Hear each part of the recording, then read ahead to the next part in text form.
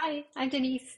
I thought I'd have a little chat about the inner critic and wonder how do you frame or think about the inner critic? And I wanted to share some things that I've learned over the years, and particularly because my understanding or the way I hold the idea of the inner critic has changed so much lately. It's really completely changed. And I will say mostly because of the internal family systems therapy work that I've been doing. And I've been delving into that for some years as far as reading the books about it, the work of Dr. Richard Schwartz, also known as IFS, so Internal Family Systems. I'll put a few links below to some podcasts that I really love that talk about it. And there's often therapists talking to each other, so you have really high level conversations hearing about how they work with people using internal family systems. And so what I think is making the most sense to me now is that the inner critic is like a manager part or a protector part that is just really trying to help, really trying to help. And when you think of, so the energy of you're trying to shut me down and freak me out, which is the old model. It was like people in workshops, I can remember teaching me to draw the inner critic. What does it look like? And you sort of imagine this really horrible kind of monster, and you'd have a name for it. You might do a drawing, big teeth, horrible, and you would banish that critic out to somewhere or make it go and count matches somewhere. So there was just different understanding of this phenomena that I think has significantly changed, especially in my system. Because using that other method of thinking them as bad, evil, monster, enemy, out to get me, shutting me down, I can't work with this, whatever, attacking you, um, it can make you feel kind of powerless and that it's right out of your control. You don't know what to do, right? So that that model, it just didn't really work because if the inner critic is part of me, banishing it somewhere else is meaning I'm not fully accepting all of who I am. So I guess that's why now it makes sense that didn't work for me because I'm trying to accept all of the parts of me and however they are and learning to love them, work with them, hear them, that sort of stuff. So now if I think of the inner critic as a manager, I might ask, that sort of like that feeling, that agitation, sort of like feel into it, drop down into it. Where does it feel in my body? What does it feel like? Where is it? And what is it saying?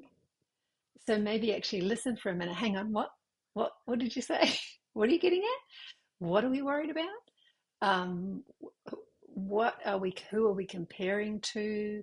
What are we measuring up against? And then maybe like ask a few more questions. Okay, so what's beneath that? What do you really want? What would you prefer? What do you wish we were doing? So you're sort of like trying to get into some nitty gritty details instead of just freaking out and wanting to get rid of it.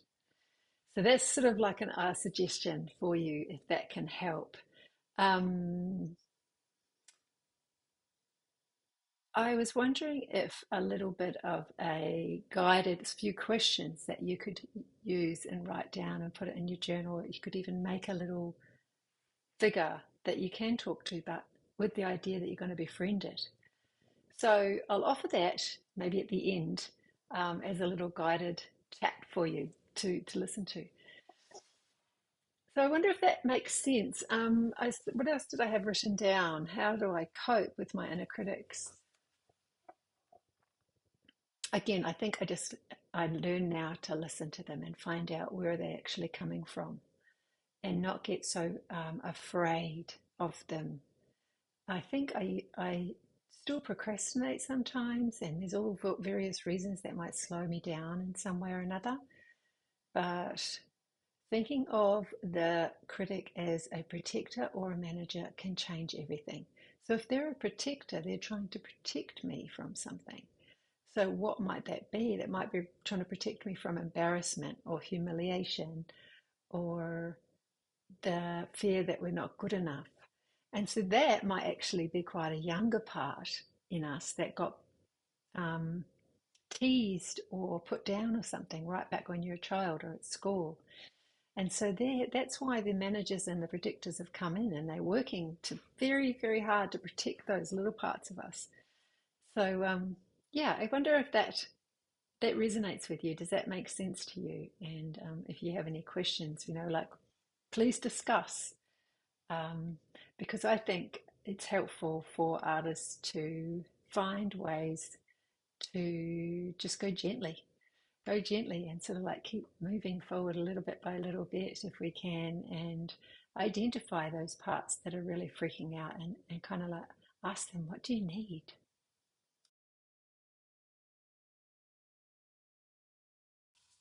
Okay, for this part, I thought I might try a little exercise that might help you at home if you want to grab your journal or sit at your art table with me. So I've brought Muriel along to help us. So this is one of my little parts. This is one of my chairs that I got from IKEA. You can get them in packets of 3. They're so fun. So if you're interested in chairs. So then I'm just bringing her there.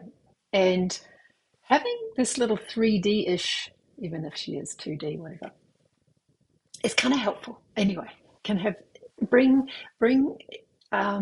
there's like an intimacy. There's something kind of cute and special to me that happens when we make a little drawing to work with.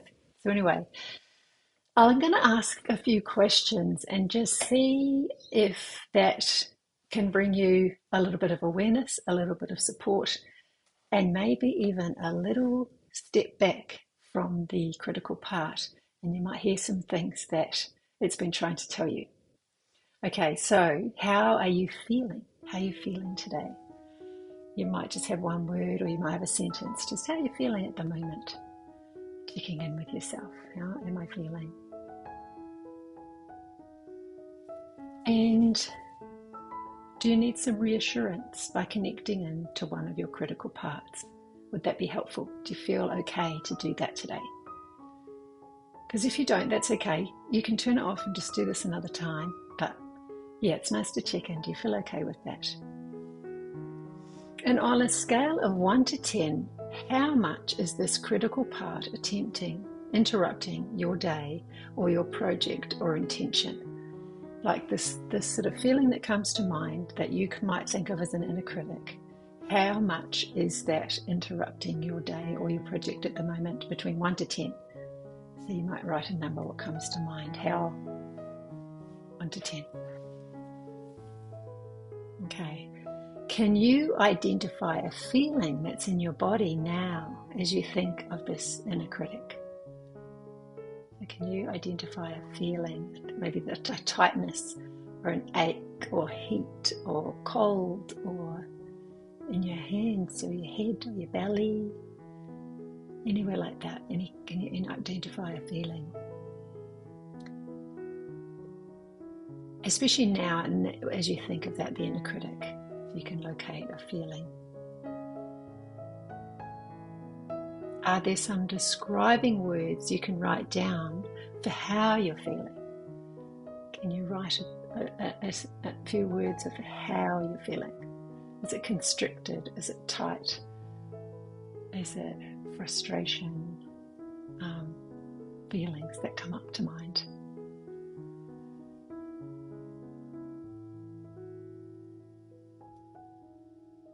Now, if you want to take a breath. Now, what is this part or feeling wanting you to know or hear? What is this part wanting you to know or hear? Is there something it's trying to warn you about? So just sit with that. Ask that of yourself quietly.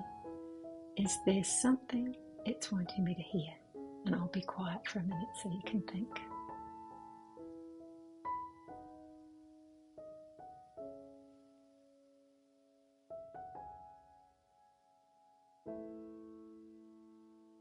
Okay, so if you've got something, or if you want a little bit more time, just push pause. And if we're ready to go on, what is something that they're trying to tell you about? And does that bring up anything else? Does it make you think of a situation, person, time, place that it kind of like reminds you of? And can you almost make a correlation? Oh, that makes me think of that, which feels like this. You know, like any information you can glean at the moment could be really, really helpful. It's like listening to a really troubled friend. And if you just listen underneath, between the lines, what are they trying to say? What are they getting at? What does it feel like?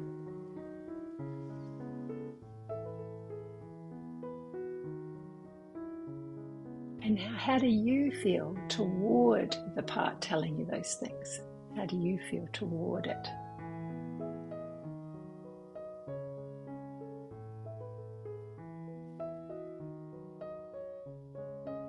So depending on how we're feeling toward a part that's upset is, in a way, shows us how much we are blended with it. If it feels like all of us, then it's hard to notice from a distance what's happening.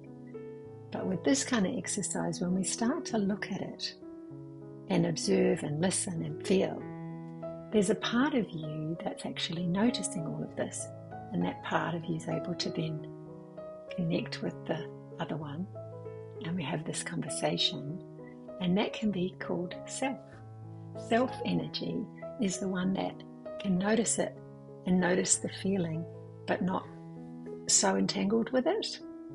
So hopefully I haven't zoomed ahead too far with that. But see, does that feel right for you? Can you and yourself noticing this conversation that's happening with yourself and your critical part? And so you might ask them, what do they need? What do they want you to know? What do they need? What do they need you to do? Or what would they like you to do? Any other information that you're gathering about this at the moment?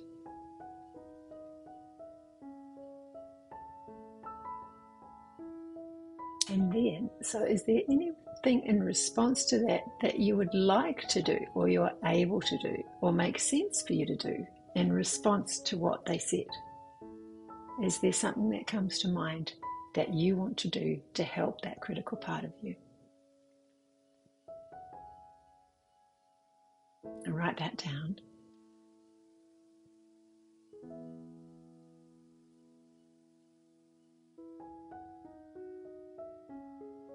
And then how does that feel in you? Does it still feel the same number out of 10 that you had further up in the little list?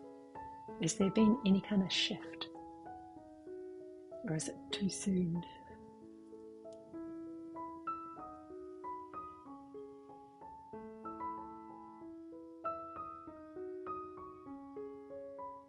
Is there any other bits and pieces that want to be coming into light about it?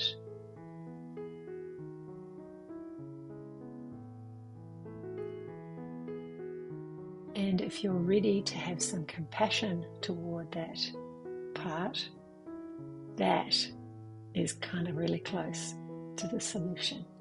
Having compassion and understanding and curiosity about it is a little shift, a big shift really, but it's a shift that we can make when we're ready.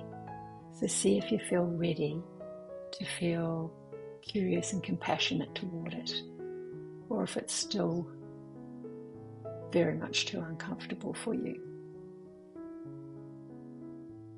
And if it's still really too uncomfortable, you might let them know that you might come back another time. Or you can say, this is all still too much for me, you're too much, you're demanding too much, I can't quite deal with this today, but I can come back and talk to you another time. And in the meantime, if you want to give me information in a kinder way, if you want to let me know some things, I might be able to write them down as we go along. But let's see if we can work together a little bit more gently in our system, so that it's not so difficult to get to know this part and not feel kind of attacked by it or controlled by it, but we're getting to know it and being gentle with ourselves and working with it.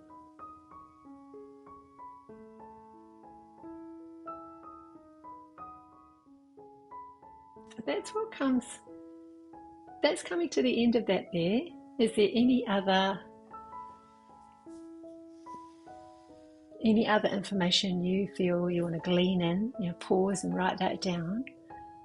But otherwise, see if that helped a little bit. Did that help you have a tiny adjustment, even a tiny one, to notice something a little bit different today? I hope it helped. Yeah. So let me know in the comments if you want to. I'd love to hear from you. Yeah. Thanks for joining me.